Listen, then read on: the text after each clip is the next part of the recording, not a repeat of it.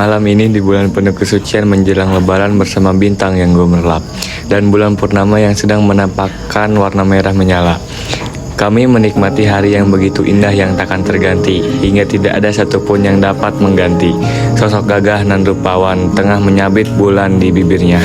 Susu coklat hangat adalah teman malam yang dingin ini, bersamaan dengan tatapan dan obrolan hangat dari suara yang tak dapat aku lupakan. Dan tak lupa celotehan akal dari seorang remaja manis yang lahir dari rahim yang sama denganku.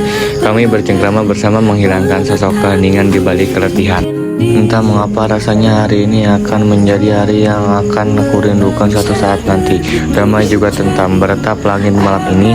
Canda dan tawa keluarga adalah dekapan paling hangat. Dan malam ini dekapan paling hangat itu tengah kurasa.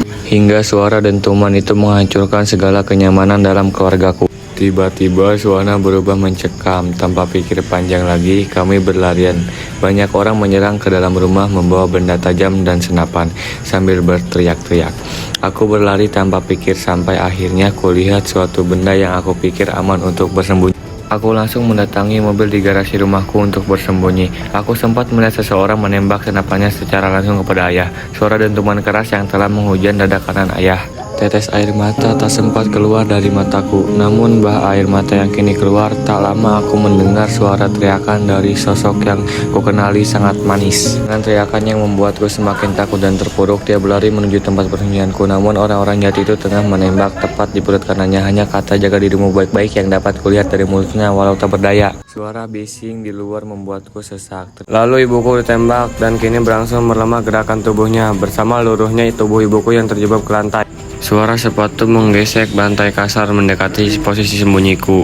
Ku tahan nangis dan teriakan dalam dekapan tangan. Ketakutanku menyelimutikku. Aku hanya bisa menangis. Anak kecil sepertiku bisa apa? Aku mendengar derap langkah mereka pergi.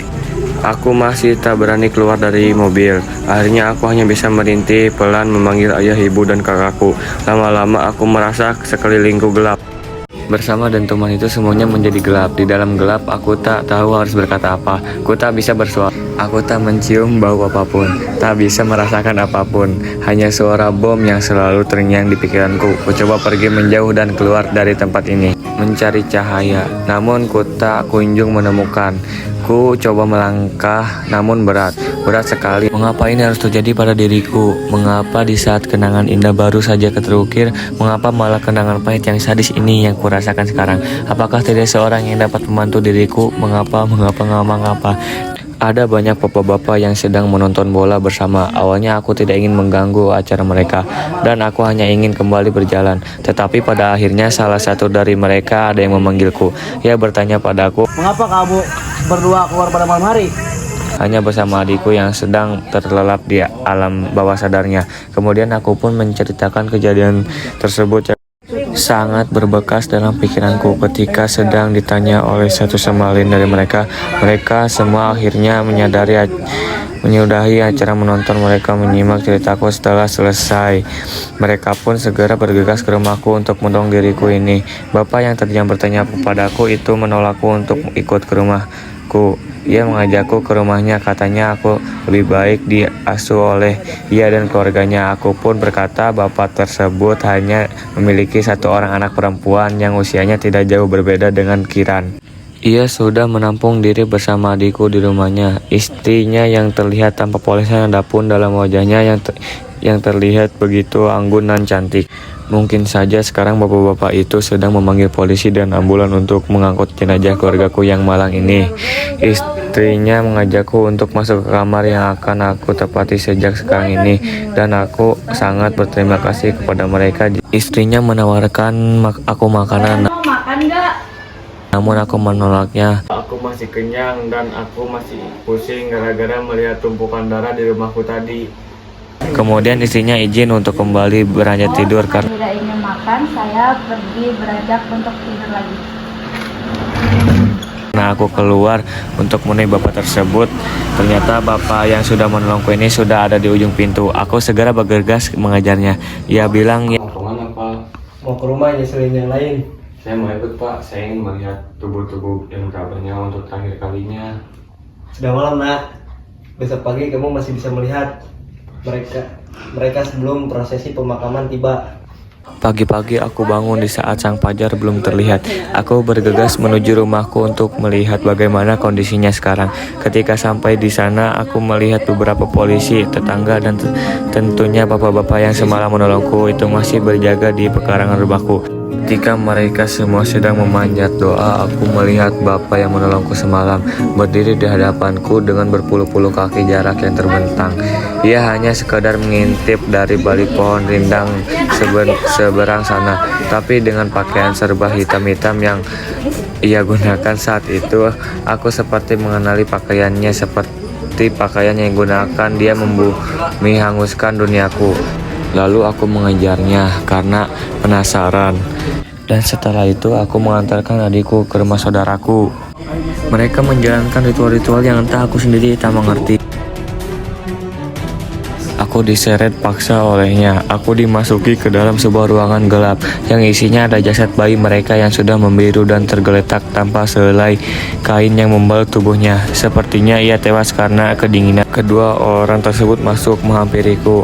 Aku mulai merasakan hawa mencekamnya. Kamu ingin seperti dia? Dia anakku. Dia yang kuceritakan pada malam itu kepadamu. Dia kubunuh karena menangis, merengek, menggangguku pada saat aku sedang sibuk bekerja. Itu adalah seringai kejamnya. Ia mengusap tubuh bayinya yang biru sambil berkata, Kenapa kamu bisa mati, nak? Ibu sendiri yang membunuh. "Kurasa mereka semua ini gila." Tidak, mereka memang sudah benar-benar gila. Mereka dengan teganya membunuh bayi yang tak bersalah dan melihat. Kau anak yang tidak tahu diuntung. Aku baru ingat ada ponsel yang dititipkan oleh sanak saudaraku. Mereka bilang jika aku dalam bahaya, panggil mereka melalui ponsel ini. Karena di ponsel ini hanya ada satu kontak yang dapat dihubungi. Aku memanggilnya ketika sudah tersambung dan aku ingin mengatakan bahaya. Ponsel itu terpelentang ke lantai. Bapak itu merebut paksa ponselku yang kemudian membelaiku dengan lembut. Kini aku hanya berharap aku dapat bertahan hingga saudaraku datang dan menjemputku. Hati di tangan mereka yang tak punya hati ini. Aku harus kembali lagi bersama Kiran. Ia sendiri yang membutuhkan diriku. Katanya selain mereka adalah pembunuh keluargaku, mereka juga adalah psikopat. Mereka sudah membunuh anaknya, dan salah satu dari mereka sekarang sedang menyayat-nyayat tubuh anaknya. Persetan ini hanya polesan semata. Mereka adalah manusia psikopat yang berwajah dan berhati bak malaikat. Dalam waktu 2 jam, aku disiksa oleh mereka. Tubuhku dibanting dan tulangku terasa seperti hancur lebur. Mereka menarik rambutku lalu membenturkan kepalaku dengan keras ke arah dinding di dekatku. Tak lama ibu itu mengikat kakiku. Lalu mereka bekerja sama untuk membunuhku yang lemah ini. Mereka tertawa terbahak-bahak. Sanak saudaraku datang bersama beberapa polisi menggeledah seisi rumah dan menemukanku yang sedang terikat. Mereka terlihat begitu terkejut dengan kehadiran orang-orang ini. Lalu saudaraku menaikkanku ke motor dan membawaku ke rumah sakit. Akhirnya aku bertemu kembali dengan adikku Kiran, dan aku menjelaskan semua yang terjadi pada diriku selama aku hidup di keluarga psikopat itu. 5 hari aku di rumah sakit. Akhirnya aku pulang dan aku menjelaskan semuanya kepada pihak polisi. Mereka akhirnya ditahan dan dituntut berlapis pembunuhan berencana kepada keluargaku. Akhirnya aku melupakan sedikit demi sedikit peristiwa yang menimpa keluargaku ini, dan aku hidup damai di rumah pamanku, dan aku disekolahkan oleh pamanku, dan kehidupan setelahnya sangat damai.